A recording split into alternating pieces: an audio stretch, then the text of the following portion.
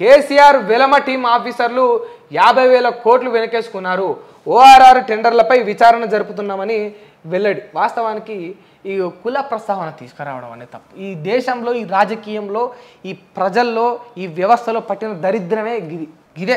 మన దరిద్రం, మన బతుకుకు మనకి ఏడ్చిన ఏకైక దరిద్రం ఏంటంటే మన జీవితాన్ని మనం వెనక్కి నెట్టుకోవడానికి ఏదైనా కారణం ఉందంటే ఇగో అద్భుతమైన కారణం ఉందయా.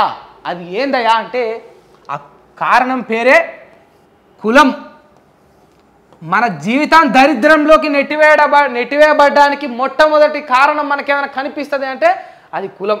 ఈ కేసీఆర్ వెలమ అని, ఇక వెలమ టీం ఆఫీసర్లను పెట్టిరని, మీరేమో రెడ్డి అని, ఇక రెడ్డి టీం ఆఫీసర్లను మీరు పెట్టిరని, ఇంకోడు గౌడ అని, ఇంకోడు మాదిగా అని, ఇంకోడు మాల అని, ఇంకోడు బ్రాహ్మణ అని కులాలను పట్టుకొని ఏలాడుతూ ఉంటే ఈ రాజకీయము, ఈ వ్యవస్థ నడవదు, ముందుకు పోదు. ప్రజా సమస్యలన్నీ ముందుకు పో.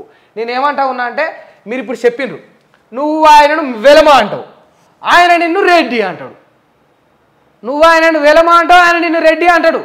ఇదంతా చూసుకుంటా నిమ్న వర్గాలేమో ఇక బిత్తరపోవాలి. అయ్యో వెలమల్లాట మొత్తం సగం దోసుక తిన్నారట కేసీఆర్ హయాంలా అని ఈ నిమ్న వర్గాలు డిస్కషన్లకు వెళ్ళిపోవాలి. ఈయనేమంటాడు మళ్ళా మీద రెడ్డి రాజ్యం నడుస్తుందని అంటారు. మళ్ళీ నిమ్న వర్గాలు కాంగ్రెస్ హయాంలో మొత్తం రెడ్డి రాజ్యమేనట్రా ఆ డిస్కషన్లో ఉండాలి. మరి నిమ్న వర్గాల గురించి వెళ్ళి, అట్టడుగున పడిపోయిన వర్గాల గురించి వెళ్ళి, సామాన్యుల గురించి వెళ్ళి, రెడ్డి కులంలోని, వెలమ కులంలోని, బ్రాహ్మణ కులంలోని, మాల, మాదిగ, గౌడ, మంగళి కులంలోని పేదవాళ్ళ సమస్యల గురించి వెళ్ళి మీరు చర్చించేది ఎప్పుడన్నా? ఎప్పుడే సారు? ఈ డిస్కషన్స్ బంద్ చేయండి. నేను క్లియర్గా చెప్తా ఉన్నా. మీరు మంచి చేస్తే మంచి చేసినామని చెప్తా.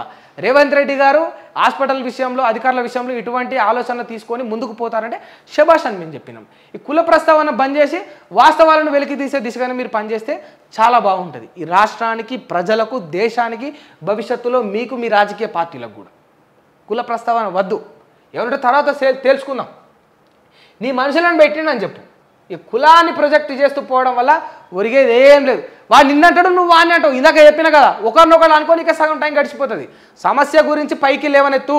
కాళేశ్వరం ప్రాజెక్టులో ఎన్ని తప్పిదాలు జరిగినాయో చెప్పు, అప్పులు ఎంతో చెప్పు, పెట్టుబడులు ఎంతో చెప్పు, మిగులు బడ్జెట్ ఎంత ఉండే, ఇప్పుడు అప్పులలో ఎట్లా అయిపోయింది, దేనిపైన ఎంత ఇన్వెస్ట్ చేసిర్రు, ఎవరికి భూములు అంట కట్టిరు, ఎవడు ప్రాజెక్టులు దోసుక తిన్నాడు, ఎవరికి కమిషన్లు ఇచ్చిర్రు, కాంట్రాక్టులు ఎంత మింగిర్రు, కాంట్రాక్టులకు అప్పచెప్పిన నాయకులు ఎంత మింగిర్రు, ఈ లెక్కలు బయటకు తీసి మాట్లాడు.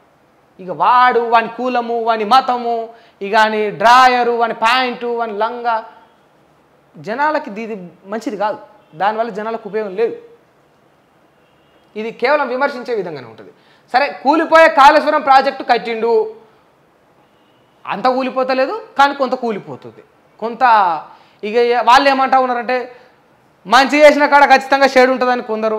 ఇంత పెద్ద ప్రాజెక్టు కడితే కొన్ని తప్పిదాలు జరగవా, నేనేమైనా దేవున్నా, బ్రహ్మనా, నేను శివున్నా, ప్రతిదీ కనిపెట్టడానికి అధికారుల యొక్క లోపం అని చెప్పేసి వాళ్ళు అంటూ ఉన్నారు. మరి ఆ మాత్రం కూడా సరిగ్గా చేయలేనప్పుడు నువ్వేం ముఖ్యమంత్రి అని చెప్పి వీళ్ళు అంటూ ఉన్నారు. అట్లా చూసుకున్నా ఇట్లా చూసుకున్నా వాస్తవాలే కదా. ఇక జరిగిన తప్పు జరిగిపోయింది, మీరు తప్పును సరిదిద్దితే జర బాగుంటుంది. ఓఆర్ఆర్ టెండర్లపై విచారణ జరుపుతున్నామని వెల్లడి. జరుపుండ్రి, వాస్తవాలను వెలికి తీయండి. వెంకటరెడ్డి గారు,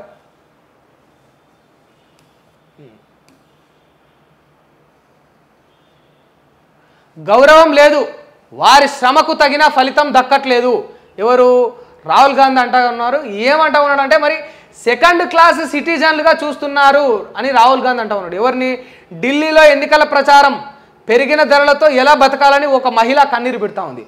ఎవరిని? ఈ మహిళలు అన్నట సెకండ్ క్లాస్ సిటిజన్లుగా చూస్తూ ఉన్నాడట. మామూలు మహిళలను, సామాన్యులను ఎవరు? నరేంద్ర మోడీ చూస్తూ ఉన్నాడట.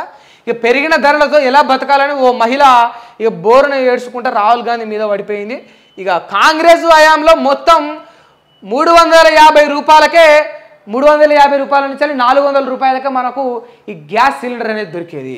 ఇప్పుడు నరేంద్ర మోడీ గారు వచ్చిన తర్వాత ఏకంగా అది 1500కు 1500కు పెరిగిపోయింది అని చెప్పేసి ఆమె తన ఆవేదన వ్యక్తం చేసిందట.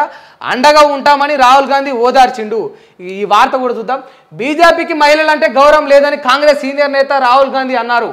ఓటు బ్యాంకు కోసమే వారిని బీజేపీ మోసం చేస్తుందని చెప్పేసి ఆయన మండిపడ్డారు. మహిళలకు బీజేపీ లీడర్లంతా సెకండ్ క్లాస్ సిటిజన్లుగానే కనిపిస్తూ ఉర్రట. ఇక మరి బీజేపీ అనుబంధ సంఘం ఆర్ఎస్ఎస్దే కూడా అదే ఆలోచన అని, అందుకే ఆర్ఎస్ఎస్లో మహిళలకు ఎంట్రీ ఇవ్వడం లేదని విమర్శించారు. ఆర్ఎస్ఎస్లో మహిళలకు ఎంట్రీ లేకపోవడంపై నేను ఏమంటామన్నాడంటే సెకండ్ క్లాస్ సిటిజన్లుగా చూస్తారట ఆర్ఎస్ఎస్ కానీ బీజేపీ కానీ మహిళలను. వాళ్ళు ఎంత చూస్తారో ఎంత చూడరో పక్కన పెడితే ఎందుకంటే వ్యక్తిగత విమర్శలు అనేవి ఈ సమాజానికి ఎక్కువ లాభం చేకూర్చు. మనం వాస్తవాలు చెప్పుకోవాలి, రియాలిటీని చెప్పుకోవాలి. ఏం జరుగుతూ ఉందనేది మనం ఎంటర్టైన్ చేస్తూ దాన్ని ప్రదర్శించడంలో తప్పులేదు. కానీ వ్యక్తిగత విమర్శలకు పోవడం వల్ల ఏ ఎంటుక కూడా ఒరగదు ఈ దేశ ప్రజలకు, ఈ రాష్ట్రానికి, ప్రయోజనాలకు. కానీ ఈ బీజేపీ ప్రభుత్వ హయాంలో ఇక ఆర్థిక ఇదేంది మన యొక్క జీడిపి పెరిగింది, ఆర్థిక స్తోమత కూడా పెరిగింది, దేశం ముందుకు పోతూ ఉన్నది అనేది వాస్తవమే. కానీ ఎట్ ద సేమ్ టైం ఈ రేట్లు కూడా పెరిగిపోయినాయి. సామాన్యులు మోయలేనని రేట్లు కూడా ఈ దేశంలో నడుస్తూ ఉన్నాయి అనేది కూడా వాస్తవం. ఎట్లా పడితే అట్లా, ఎంత పడితే అంత విచ్చలవిడిగా రేట్లు అయితే పెరిగిపోయాయి. ఆ రేట్లను తగ్గించాల్సిన బాధ్యత ప్రభుత్వం పైన ఉంటుంది. ఉట్టిగా రేట్లను తగ్గించేస్తే మన జీడిపి పడిపోతుంది, మన వృద్ధి రేటు పడిపోతుంది, ఆర్థిక సంక్షోభం వస్తుంది అంటే తప్పు. ఎందుకు తప్పు కూడా చెప్తా. 350 నుంచి 450 గ్యాస్ సిలిండర్ ఉన్నప్పుడు ఆర్థిక సంక్షోభం వచ్చిందా ఈ భారతదేశంలో? మేనేజ్మెంట్ చేయగలగాల. ఒక దగ్గర దించితే నువ్వు ఇంకో దగ్గర పెంచు. నువ్వు అక్రమంగా అన్యాయంగా దోచుకోబడ్డ సొమ్మును వెలికి తీస్తే ఈ దేశంలో ఇంకా 1000 ఏళ్ళ దాకా కూడా ఆర్థిక సంక్షోభం రాదు. అంత ధనం దాగున్నది, అంత ధనం. 140 పైచిలకు కోట్ల జనాభా ఉంటే ఒక 10 కోట్ల మంది దగ్గరనే కొన్ని కోటాను కోట్లు ఉండిపోయినాయి నా దేశంలో, కొన్ని కోటాను కోట్లు ఉండిపోయినాయి. అట్లా అంటే ఈడ దించితే ఇంకో దగ్గర పెంచు, ఈడ గుంత పడితే ఇంకో దగ్గరికి ఎంచెల్లి ఏడైతే ఎక్స్ట్రా కుప్పలు ఉన్నాయో ఆ కుప్పలు తీసుకొచ్చి ఈడ ఈ గుంతలను నువ్వు పూడ్చు. అట్లా చెయ్యి. ఆ మేనేజ్మెంట్ చేయగలగాలి. అది చేయలేక, అది శాతగాక, బాగా డబ్బునున్న దగ్గర నుంచి లాక్కరాలేక, ఆడి అక్రమ సొమ్మును బయట పెట్టలేక ఇక ప్రభుత్వాలను, దేశాన్ని నడపాలంటే ఈ సామాన్యుల యొక్క రోజువారీ వస్తువులపైన రేట్లు పెంచాడు. అదాని, అంబానీలను, బడా వ్యాపారవేత్తలను, ఈ బ్యాంకుల సొమ్మును దోసుకొని ప్రపంచ దేశాలు దాటి వేరే విదేశాలకు పారిపోయిన పట్టుకోలేక ఏం చేస్తూ ఉంటారు? ఈ యొక్క వెలితిని, ఈ యొక్క లోతును, ఈ యొక్క పొక్కను పూడ్చనీకి ఆ భారం అంతా ఏం చేస్తూ ఉన్నారంటే ఇగో సామాన్యుల పైన మోపుతా ఉన్నారు. ఎవరిపైన? సామాన్యుల పైన. అందరూ ఒక్కడు వాడు వీడని ఏమనలే, పర్టికులర్గా ఒక పార్టీని, ఒక నాయకుడిని అనలేవు, అందరిని అనాలి. అందరి హయాంలో ఇవే తప్పిదాలు జరుగుతూ ఉన్నాయి. కాకపోతే కొంచెం ఈ కాంగ్రెస్ హయాంలో ఉన్నప్పుడు కొంతవరకు రేట్లు తక్కువ ఉన్నాయని చెప్పొచ్చు. ఇక రేట్లు తక్కువ ఉంటే అప్పుడు కాలం అప్పుడులా ఉంటుంది, ఇప్పుడులా ఉంటుంది, జరిగే మార్పులు జరుగుతాయి. కానీ ఎంతైనా కూడా మరీ ఇట్లా విచ్చలవిడిగా వేలకు వేలు పెంచుకొని పోకుండా కొంత 100, 200, 300 మార్జిన్ డిఫరెన్స్ ఉంటే బాగుంటుంది. అది ఒక గ్యాస్ సిలిండర్ పైన కాదు, పప్పులపైన, ఉప్పులపైన, బట్టలపైన, చెప్పులపైన, ఇక దేనిపైన అయినా కూడా.